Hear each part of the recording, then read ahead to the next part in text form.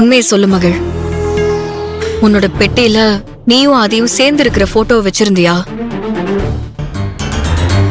சொல்லு மகள். நீ அந்த போட்டோவை வச்சிருந்தியா இல்லையா? அப்படின்னா நீயும் உன் அப்பா அம்மா மாதிரி என்ன சந்தேகப்படுறியா? ஏய், என்னடி புரிஞ்சுக்காம பேசுற? நீ ஆதியோட போட்டோவை வச்சிருந்தா நான் சந்தேகப்பட மாட்டேன், சந்தோஷம் தாண்டி படுவேன். என் அப்பா அம்மா வேணா நீ இன்னும் ஆதிய நினைச்சிட்டு இருக்கிறன்னு கவலைப்படலாம். ஆனா ஆதி உன் மனசுல இருந்தா நான் பெருமை தாண்டி படுவேன். நீயும் ஆதியும் காதலிச்சது பொய் இல்லைன்னு, உங்க காதல் உண்மையானதுன்னு தெரிஞ்சு நான் சந்தோஷம் தான் படுவேன்.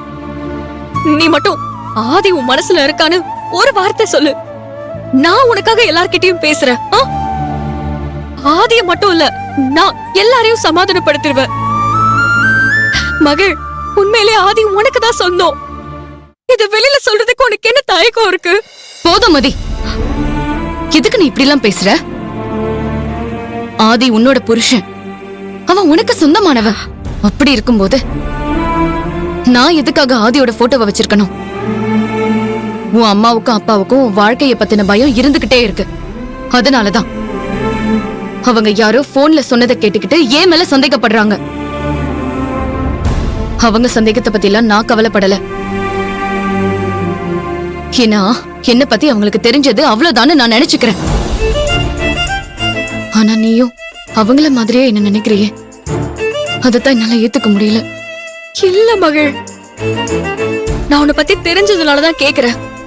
நீ ஆதியை எந்த அளவுக்கு லவ் பண்ணனு எனக்கு தெரியும். ஆதி எனக்கு கல்யாணம் பண்ணிக்கிட்டதுனால வேற வழியே இல்லாம நீ உன் மனசுல இருக்கிற காதலை மறைச்சுக்கிட்டு உன்னை நீயே வருத்திக்கிறியோன்னு எனக்கு கவலையா இருக்குடி. இப்ப நீ மறைக்காம என்கிட்ட உண்மையை சொல்லணும். நீ உண்மையிலேயே ஆதியை மறந்துட்டேன்னு என் தலையில அடிச்சு சத்தியம் பண்ணு மகள். அப்படின்னா உனக்கு என் மேல சுத்தமா நம்பிக்கை இல்ல. பேருக்கு ஆதியை நான் உனக்கு கல்யாணம் பண்ணி வச்சுட்டு இப்போ ஆதி ஆடைய நினைக்கிறேன்னு எல்லாரும் சொல்றாங்களே, அப்படிதான் நீயும் என்னை பத்தி நினைக்கிறியா? அப்படிதானே? ஷோ, அப்படி இல்லடி. நான் சொல்ல வரதே வேற. நான் உங்க ரெண்டு பேருக்கும் இடையில இருக்கிற உண்மையான காதலை பத்தி கேட்டுட்டு இருக்கேன். இல்ல,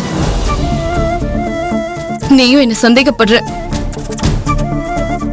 அதனாலதான் ஆதிய மறந்துட்டேன்னு என்கிட்ட சத்தியம் பண்ண சொல்லி கேக்குற. இதுக்கு பேரு சந்தேகம் இல்ல மகள். உன் ஆதிய நான் கல்யாணம் பண்ணிக்கிட்டேனேன்னு என் மனசாட்சி உறுத்திக்கிட்டே இருக்கு. நீ சத்தியம் பண்ணாதான் அது என் மனசாட்சிக்கு ஒரு விடுதலை கிடைக்கும். அதுக்காக தாண்டி கேக்குற. சத்தியம் பண்ணு மகள்.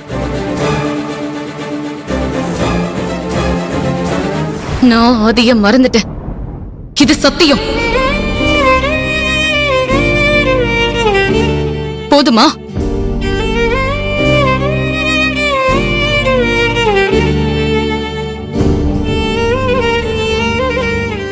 என்ன மதி, மகிழினி கிட்ட சத்தியம்லாம் வாங்கிக்கிட்டு இருக்க? அவ உனக்காக அவ வாழ்க்கையவே தியாகம் பண்ணிருக்கா. அவளை போய் சோதிச்சு பாக்குற? இதெல்லாம் நல்லாவா இருக்கு மதி? உங்க அப்பா அம்மா சந்தேகப்பட்டு கேட்டதையே மகிழினியால தாங்கிக்க முடியல. இப்ப நீயும் அவளை சந்தேகப்பட்டா அவ எப்படி தாங்கிக்குவா மதி? ஐயோ இல்லக்கா, எனக்கு இவ மேல நம்பிக்கை இல்ல. இப்பவும் நான் இவள ஆதி கூட சேர்த்து வைக்கணும்னு தான் ஆசைப்படுறேன். மதி,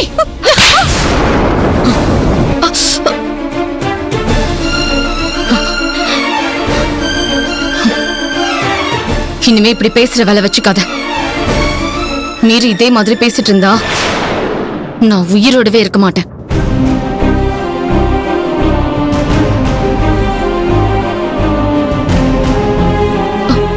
மதி, அவதான் இந்த அளவுக்கு சீரியஸா சொல்றாள். எதுக்கு அவளை இப்படி பேசி கஷ்டப்படுத்துற? பேசாம விடை மதி.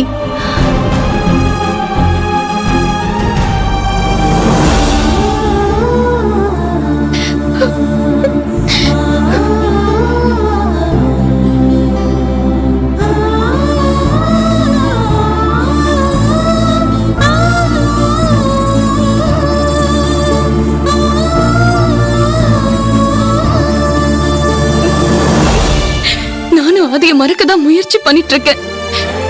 இப்படி ஆள் அழகு என் மனசை தூண்டி விட்டு என்ன கஷ்டப்படுத்தி பாக்குறாங்களே. நான் என்ன பாவம் பண்ணேன்னு என்ன எல்லாரும் இப்படி கஷ்டப்படுத்துறாங்க. மத்தவங்க தான் என்ன புரிஞ்சுக்காம காயப்படுத்துறாங்கன்னா நீயும் ஏன் என்ன புரிஞ்சுக்காம இருக்க?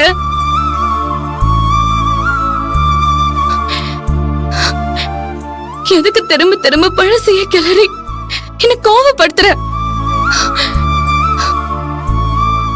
என் வாழ்க்கை அவ்வளவுதானே, என்னை விட்டுற வேண்டியதானே? உன் வாழ்க்கையை காப்பாத்திக்காம எதுக்குடி என்ன பத்தியே யோசிச்சுட்டு இருக்க? உன் அப்பாவும் அம்மாவும் உன் வாழ்க்கை பறி போயிடுமோன்னு எப்படி பயந்து போய் வந்தாங்கன்னு பாத்தியா?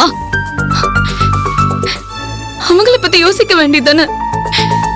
உனக்கு எவ்வளவு பெரிய வாழ்க்கையை கொடுத்திருக்க, அதை ஏன் ஏத்துக்காம என்ன கஷ்டப்படுத்துற?